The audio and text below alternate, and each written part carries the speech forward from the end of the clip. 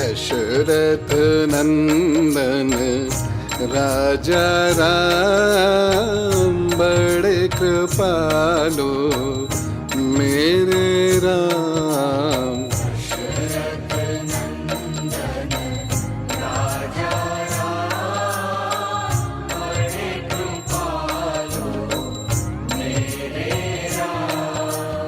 दशरथ नंदन राजा राम बड़े कृपालु मेरे राम।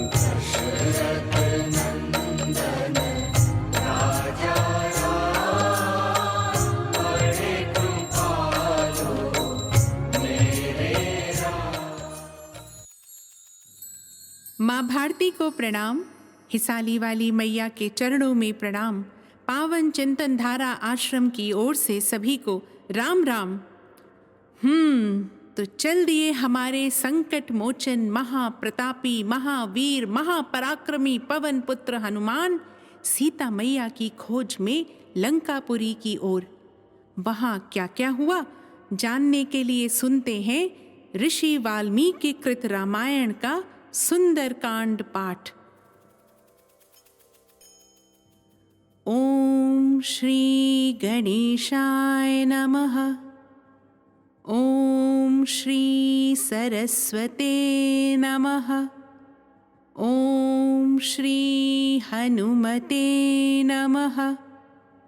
ओम श्री गुरुवे नमः। श्री सियावर राम शरणागतम्। सातवां सर्ग रावण के भवन एवं पुष्पक विमान का वर्णन। बलवान वीर हनुमान जी ने नीलम से जड़ी हुई सोने की खिड़कियों से सुशोभित तथा पक्षी समूहों से युक्त भवनों का समुदाय देखा, जो वर्षा काल में बिजली से युक्त महती मेघमाला के समान मनोहर जान पड़ता था। उसमें नाना प्रकार की बैठकें, शंख, आयुध और धनुषों की मुख्य मुख्य शालाएं तथा पर्वतों के समान ऊंचे महलों के ऊपर मनोहर एवं विशाल चंद्रशालाएं अट्टालिकाएं देखीं। कपिवर हनुमान ने वहां नाना प्रकार के रत्नों से सुशोभित ऐसे ऐसे घर देखे जिनकी देवता और असुर भी प्रशंसा करते थे। वे गृह संपूर्ण दोषों से रहित थे तथा रावण ने उन्हें अपने पुरुषार्थ से प्राप्त किया था।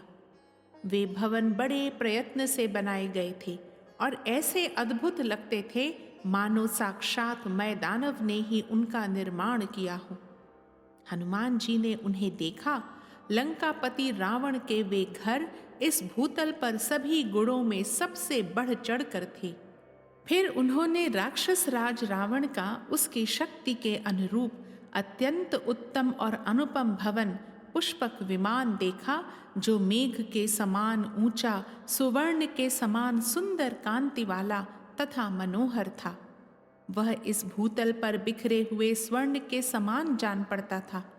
अपनी कांति से प्रज्वलित सा हो रहा था। अनेकानेक रत्नों से व्याप्त, भांति भांति के वृक्षों के फूलों से आच्छादित तथा पुष्पों के पराग से भरे हुए पर्वत शिखर के समान शोभा पाता था।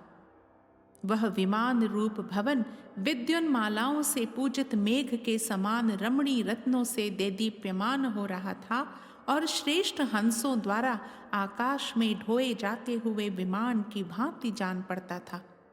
उस दिव्य विमान को बहुत सुंदर ढंग से बनाया गया था। वह अद्भुत शोभा से संपन्न दिखाई देता था। जैसे अनेक धातुओं के कारण पर्वत, शिखर, ग्रहों और चंद्रमा के कारण आकाश तथा अनेक वर्णों से युक्त होने के कारण मनोहर मेघ विचित्र शोभा धारण करते हैं, उसी तरह नाना प्रकार के रत्नों से निर्मित होने के कारण वह विमान भी विचित्र शोभा से संपन्न दिखाई देता था। उस विमान की आधार भूमि, आरोहियों के खड़े होने का स्थान सोने और मणियों के द्वारा निर्मित कृत्रिम पर्वतमालाओं से पूर्ण बनाई गई थी। वे पर्वत वृक्षों की विस्तृत पंक्तियों से हरे भरे रचे गए थे। वे वृक्ष फूलों के बाहुल्य से व्याप्त बनाए गए थे तथा वे पुष्प भी केसर एवं पंखुड़ियों से पूर्ण निर्मित हुए थे। उस विमान में श्वेत भवन बने हुए थे। सुंदर फूलों से सुशोभित पोखरे बनाए गए थे। केसर युक्त कमल, विचित्र वन और अद्भुत सरोवरों का भी निर्माण किया गया था। महाकवि हनुमान ने जिस सुंदर विमान को वहां देखा उसका नाम पुष्पक था। वह रत्नों की प्रभा से प्रकाशमान था और इधर उधर भ्रमण करता था।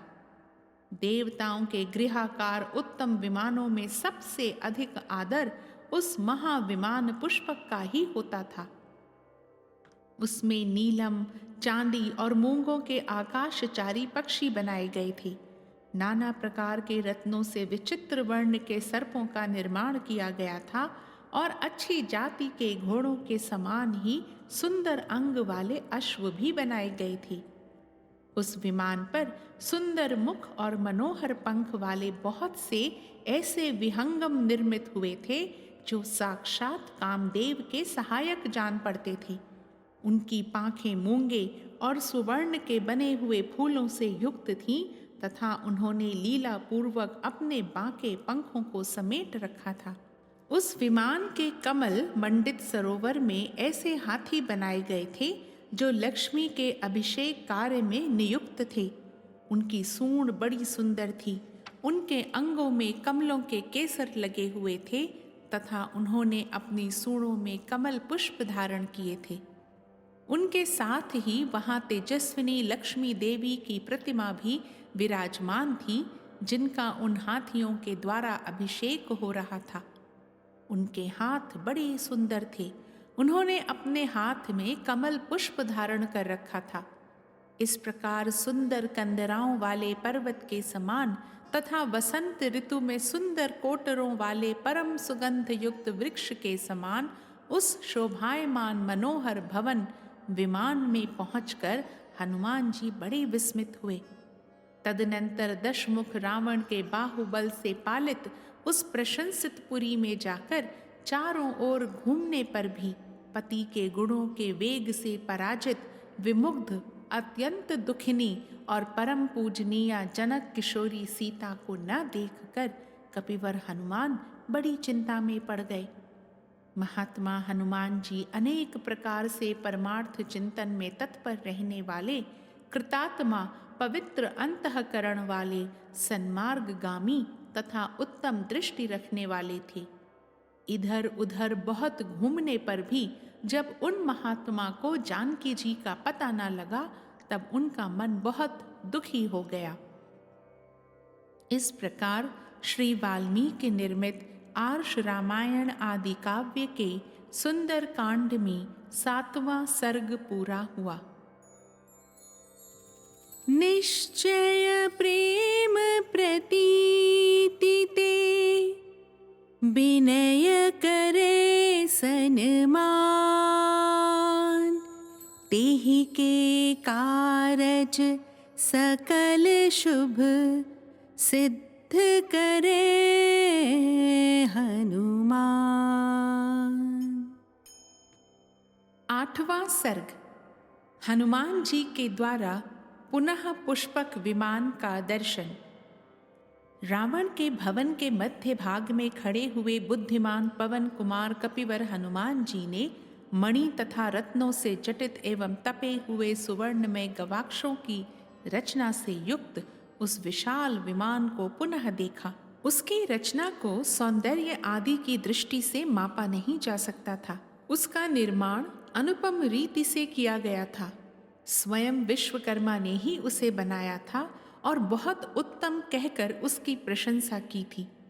जब वह आकाश में उठकर वायु मार्ग में स्थित होता था तब सौर मार्ग के चिन्ह सा सुशोभित होता था। उसमें कोई ऐसी वस्तु नहीं थी जो अत्यंत प्रयत्न से न बनाई गई हो तथा वहाँ कोई भी ऐसा स्थान या विमान का अंग नहीं था जो बहुमूल्य रत्नों से जटित न हो। उसमें जो विशेषताएं थीं वे देवताओं के विमानों में भी नहीं थीं। उसमें कोई ऐसी चीज नहीं थी जो बड़ी भारी विशेषता से युक्त न हो। रावण ने जो निराहार रहकर तप किया था और भगवान के चिंतन में चित्त को एकाग्र किया था, इससे मिले हुए पराक्रम के द्वारा उसने उस विमान पर अधिकार प्राप्त किया था। मन में जहाँ भी जाने का संकल्प उठता वहीं वह विमान पहुंच जाता था। अनेक प्रकार की विशिष्ट निर्माण कलाओं द्वारा उस विमान की रचना हुई थी तथा जहाँ तहाँ से प्राप्त की गई दिव्य विमान निर्माणोचित विशेषताओं से उसका निर्माण हुआ था।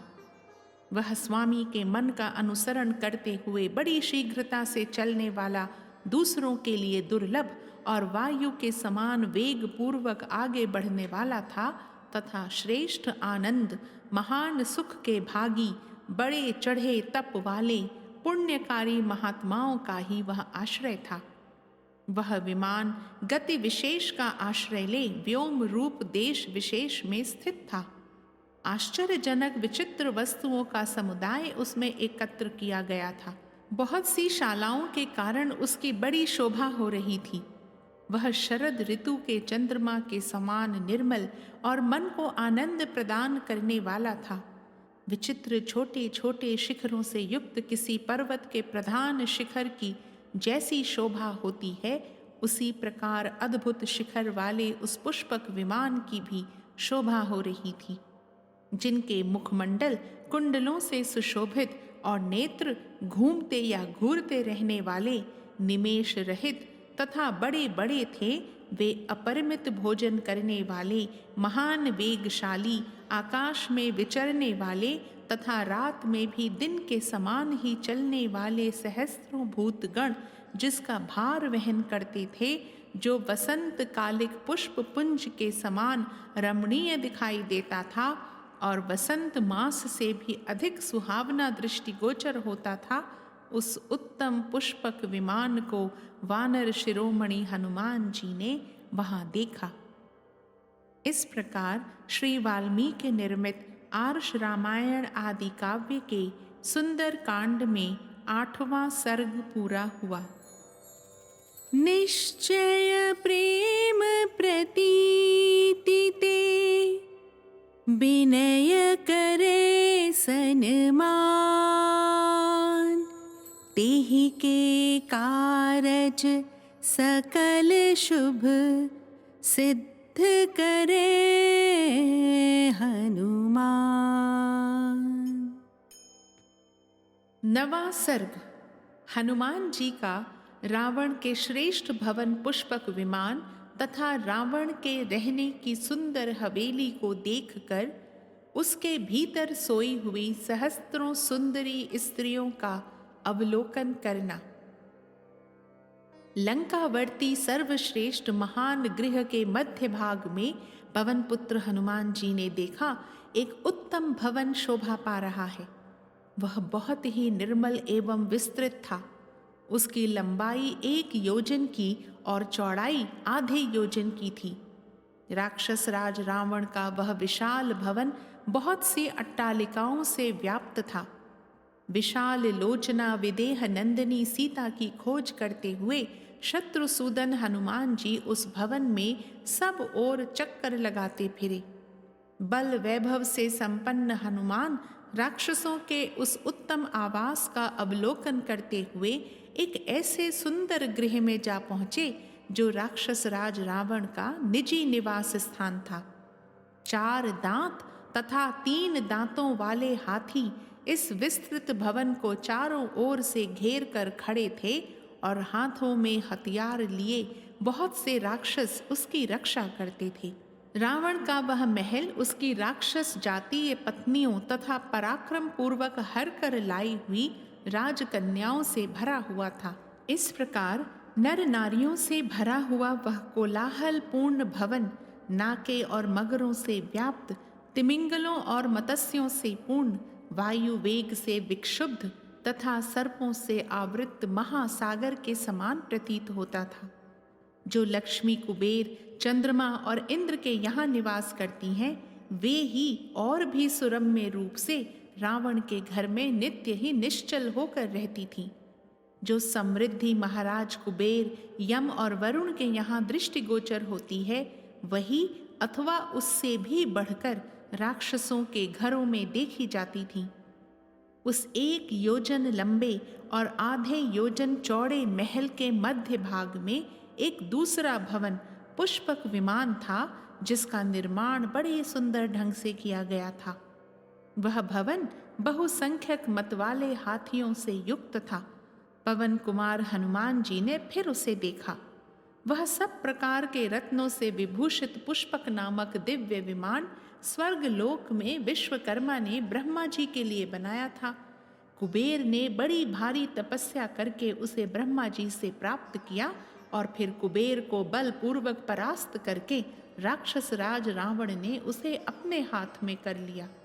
उसमें भेड़ियों की मूर्तियों से युक्त सोने चांदी के सुंदर खंबे बनाए गए थे, जिनके कारण वह भवन अद्भुत कांति से उद्दीप्त सा हो रहा था। उसमें सुमेरु और मंदराचल के समान ऊंचे अनेकानेक गुप्त गृह और मंगल भवन बने थे, जो अपनी ऊंचाई से आकाश में रेखा सी खींचते हुए जान पड़ते थे। उनके द्वारा वह विमान सब ओर से सुशोभित होता था। उनका प्रकाश अग्नि और सूर्य के समान था। विश्वकर्मा ने बड़ी कारीगरी से उसका निर्माण किया था। उसमें सोने की सीढ़ियां और अत्यंत मनोहर उत्तम वेदियां बनाई गई थीं। सोने और स्फटिक के झरोके और खिड़कियां लगाई गई थीं। इंद्रनील और महानील मणियों की श्रेष्ठतम वेदियां रची गई थीं। उसकी फर्श विचित्र मूंगे बहुमूल्य मणियों तथा अनुपम गोल गोल मोतियों से जड़ी गई थी, जिससे उस विमान की बड़ी शोभा हो रही थी। सुवर्ण के समान लाल रंग के सुगंध युक्त चंदन से संयुक्त होने के कारण वह बाल सूर्य के समान जान पड़ता था। महाकपि हनुमान जी उस दिव्य पुष्पक विमान पर चढ़ गए, जो नाना प्रकार के सुंदर कूटागारों अट्टालिकाओं से अलंकृत था। वहां बैठकर वे सब ओर फैली हुई नाना प्रकार के पेय, भक्ष्य और अन्न की दिव्य गंध सूंघने लगे। वह गंध मूर्तिमान पवन सी प्रतीत होती थी। जैसे कोई बंधु बांधव अपने उत्तम बंधु को अपने पास बुलाता है, उसी प्रकार वह सुगंध उन महाबली हनुमान जी को मानो यह कहकर कि इधर चले आओ, जहां रावण था वहां बुला रही थी। तदनंतर हनुमान जी उस ओर प्रस्थित हुए।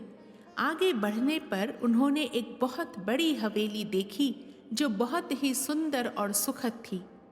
वह हवेली रावण को बहुत ही प्रिय थी, ठीक वैसे ही जैसे पति को कांतिमयी सुंदर पत्नी अधिक प्रिय होती है। उसमें मणियों की सीढ़ियां बनी थीं और सोने की खिड़कियां उसकी शोभा बढ़ाती थीं। उसकी फर्श स्फटिक मणि से बनाई गई थी, जहां बीच बीच में हाथी के दांत के द्वारा विभिन्न प्रकार की आकृतियां बनी हुई थीं। मोती, हीरे, मूंगे, चांदी और सोने के द्वारा भी उसमें अनेक प्रकार के आकार अंकित किए गए थे।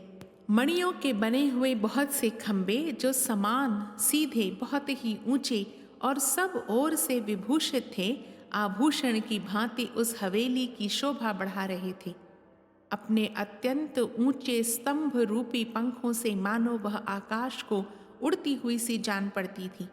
उसके भीतर पृथ्वी के वन, पर्वत आदि चिन्हों से अंकित एक बहुत बड़ा कालीन बिछा हुआ था। राष्ट्र और गृह आदि के चित्रों से सुशोभित वह शाला पृथ्वी के समान विस्तीर्ण जान पड़ती थी। वहां मतवाले विहंगमों के कलरव गूंजते रहते थे तथा वह दिव्य सुगंध से सुवासित थी। उस हवेली में बहुमूल्य बिछौने बिछे हुए थे तथा स्वयं राक्षस राज रावण उसमें निवास करता था। वह अगरु नामक धूप के धुएं से धूमिल दिखाई देती थी, किंतु वास्तव में हंस के समान श्वेत एवं निर्मल थी। पत्र पुष्प के उपहार से वह शाला चितकबरी सी जान पड़ती थी, अथवा वशिष्ठ मुनि की शबला गौ की भांति संपूर्ण कामनाओं की देने वाली थी। उसकी कांति बड़ी ही सुंदर थी।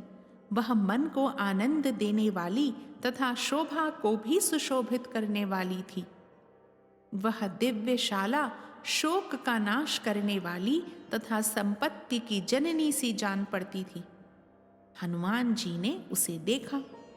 उस रावण पालित शाला ने उस समय माता की भांति शब्द, स्पर्श आदि 5 विषयों से हनुमान जी की श्रोत्र आदि 5 इंद्रियों को तृप्त कर दिया। उसे देखकर हनुमान जी यह तर्क वितर्क करने लगे कि संभव है यही स्वर्गलोक या देवलोक हो, यह इंद्र की पुरी भी हो सकती है, अथवा यह परम सिद्ध ब्रह्मलोक की प्राप्ति है। हनुमान जी ने उस शाला में सुवर्णमय दीपकों को एक तार जलते देखा, मानो वे ध्यान मग्न हो रहे हों, ठीक उसी तरह जैसे किसी बड़े जुआरी से जुए में हारे हुए छोटे जुआरी धन नाश की चिंता के कारण ध्यान में डूबे हुए से दिखाई देते हैं। दीपकों के प्रकाश, रावण के तेज और आभूषणों की कांति से वह सारी हवेली जलती हुई सी जान पड़ती थी। तदनंतर हनुमान जी ने कालीन पर बैठी हुई सहस्त्रों सुंदरी स्त्रियां देखीं, जो रंग बिरंगे वस्त्र और पुष्पमाला धारण किए अनेक प्रकार की वेशभूषाओं से विभूषित थीं। आधी रात बीत जाने पर वे क्रीड़ा से उपरत हो, मधुपान के मद और निद्रा के वशीभूत हो उस समय गाढ़ी नींद में सो गई थीं। उन सोई हुई सहस्रों नारियों के कटिभाग में अब करधनी की खनखनाहट का शब्द नहीं हो रहा था। हंसों के कलरव तथा भ्रमरों के गुंजारव से रहित विशाल कमल वन के समान उन सुप्त सुंदरियों का समुदाय बड़ी शोभा पा रहा था। पवन कुमार हनुमान जी ने उन सुंदरी युवतियों के मुख देखे, जिनके कमलों की सी सुगंध फैल रही थी। उनके दांत ढके हुए थे और आंखें मुंद गई थीं। रात्रि के अंत में खिले हुए कमलों के समान उन सुंदरियों के जो मुखारविंद हर्ष से उत्फुल्ल दिखाई देते थे, वे ही फिर रात आने पर सो जाने के कारण मुंदे हुए दल वाले कमलों के समान शोभा पा रहे थे। उन्हें देखकर श्रीमान महाकपि हनुमान यह संभावना करने लगे कि मतवाले भ्रमर प्रफुल्ल कमलों के समान इन मुखारविंदों की प्राप्ति के लिए नित्य ही बारंबार प्रार्थना करते होंगे, उन पर सदा स्थान पाने के लिए तरसते होंगे, क्योंकि वे गुण की दृष्टि से उन मुखारविंदों को पानी से उत्पन्न होने वाले कमलों के समान ही समझते थे। रावण की वह हवेली उन स्त्रियों से प्रकाशित होकर वैसी ही शोभा पा रही थी, जैसे शरत काल में निर्मल आकाश ताराओं से प्रकाशित एवं सुशोभित होता है। उन स्त्रियों से घिरा हुआ राक्षस राज रावण ताराओं से घिरे हुए कांतिमान नक्षत्रपति चंद्रमा के समान शोभा पा रहा था। उस समय हनुमान जी को ऐसा मालूम हुआ कि आकाश स्वर्ग से भोगा वशिष्ठ पुण्य के साथ जो ताराएं नीचे गिरती हैं, वे सब की सब मानो यहाँ इन सुंदरियों के रूप में एकत्र हो गई हैं, क्योंकि वहाँ उन युवतियों के तेज, वर्ण और प्रसाद स्पष्टतः सुंदर प्रभा वाले महान तारों के समान ही सुशोभित होते थे। मधुपान के अनंतर व्यायाम, नृत्य, गान, क्रीड़ा आदि के समय जिनके केश खुलकर बिखर गए थे, पुष्पमालाएं मर्दित होकर छिन्न भिन्न हो गई थीं और सुंदर आभूषण भी शिथिल होकर इधर उधर खिसक गए थे, वे सभी सुंदरियां वहां निद्रा से अचेत सी होकर सो रही थीं। किन्हीं के मस्तक की सिंदूर कस्तूरी आदि की वेदियां पुछ गई थीं, किन्हीं के नूपुर पैरों से निकलकर दूर जा पड़े थे तथा किन्हीं सुंदरी युवतियों के हार टूटकर उनके बगल में ही पड़े थे। कोई मोतियों के हार टूट जाने से उनके बिखरे दानों से आवृत थीं, किन्हीं के वस्त्र खिसक गए थे और किन्हीं की करधनी की लड़ें टूट गई थीं। वे युवतियां बोझ ढोकर थकी हुई अश्व जाति की नई बछेड़ियों के समान जान पड़ती थीं। किन्हीं के कानों के कुंडल गिर गए थे, किन्हीं की पुष्पमालाएं मसली जाकर छिन्न भिन्न हो गई थीं। इससे वे महान वन में गजराज द्वारा दली मली गई फूली लताओं के समान प्रतीत होती थीं। किन्हीं के चंद्रमा और सूर्य की किरणों के समान प्रकाशमान हार उनके वक्ष स्थल पर पड़कर उभरे हुए प्रतीत होते थे। वे उन युवतियों के स्तन मंडल पर ऐसे जान पड़ते थे मानो वहां हंस सो रहे हों। दूसरी स्त्रियों के स्तनों पर नीलम के हार पड़े थे जो कादम्ब जलकाक नामक पक्षी के समान शोभा पाते थे, तथा अन्य स्त्रियों के उरोजों पर जो सोने के हार थे वे चक्रवाक पुरखाव नामक पक्षियों के समान जान पड़ते थे। इस प्रकार वे हंस, कारंडव, जलकाक तथा चक्रवाकों से सुशोभित नदियों के समान शोभा पाती थीं। उनके जघन प्रदेश उन नदियों के तटों के समान जान पड़ते थे। वे सोई हुई सुंदरियां वहां सरिताओं के समान सुशोभित होती थीं। किंकिणियों घुंघरुओं के समूह उनमें मुकुल के समान प्रतीत होते थे। सोने के विभिन्न आभूषण ही वहां बहुसंख्यक स्वर्ण कमलों की शोभा धारण करते थे।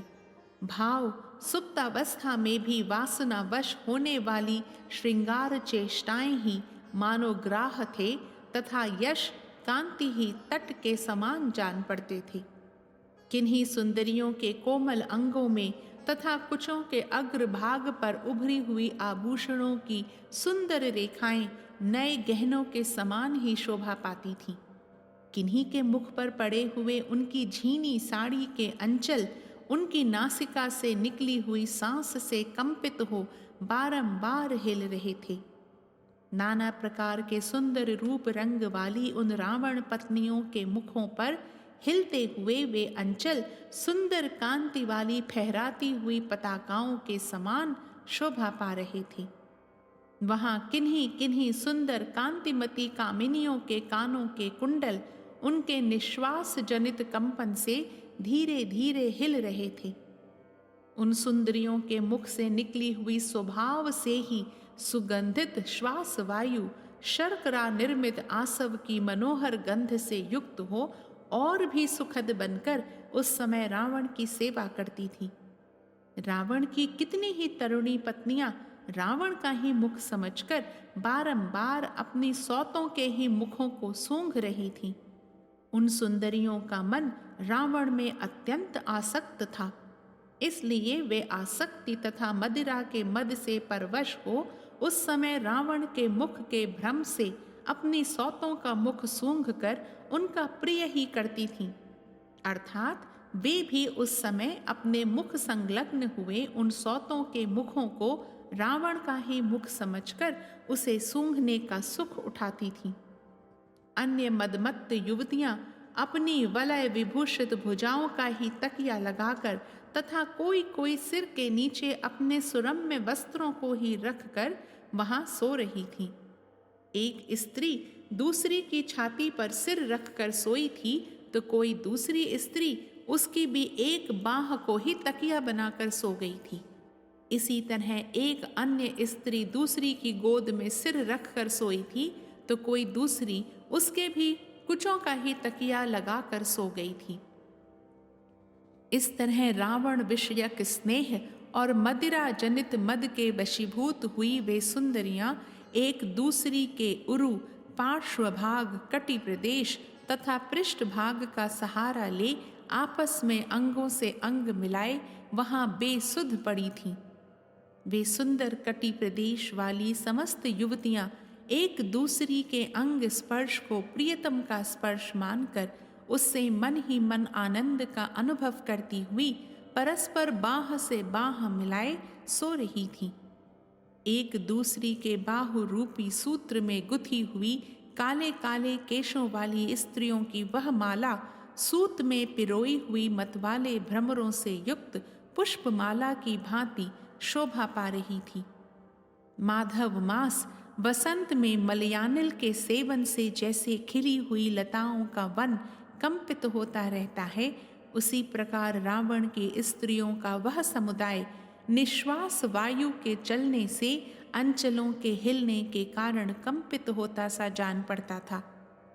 जैसे लताएं परस्पर मिलकर माला की भांति आबद्ध हो जाती हैं, उनकी सुंदर शाखाएं परस्पर लिपट जाती हैं और इसीलिए उनके पुष्प समूह भी आपस में मिले हुए से प्रतीत होते हैं तथा उन पर बैठे हुए भ्रमर भी परस्पर मिल जाते हैं, उसी प्रकार वे सुंदरियां एक दूसरी से मिलकर माला की भांति गुथ गई थीं। उनकी भुजाएं और कंधे परस्पर सटे हुए थे। उनकी बेड़ी में गुथे हुए फूल भी आपस में मिल गए थे तथा उन सब के केश कलाप भी एक दूसरे से जुड़ गए थे।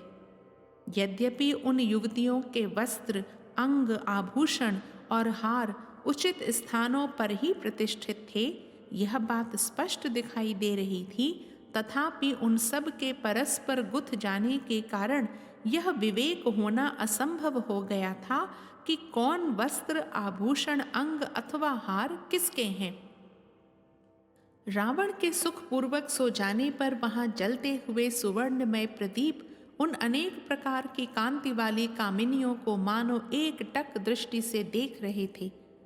राजर्षियों, ब्रह्म ऋषियों, दैत्यों, गंधर्वों तथा राक्षसों की कन्याएं काम के वशीभूत होकर रावण की पत्नियां बन गई थीं। उन सब स्त्रियों का रावण ने युद्ध की इच्छा से अपहरण किया था और कुछ मदमत्त रमणियां कामदेव से मोहित होकर स्वयं ही उसकी सेवा में उपस्थित हो गई थीं। वहां ऐसी कोई स्त्रियां नहीं थीं जिन्हें बल पराक्रम से संपन्न होने पर भी रावण उनकी इच्छा के विरुद्ध बलात् हर लाया हो।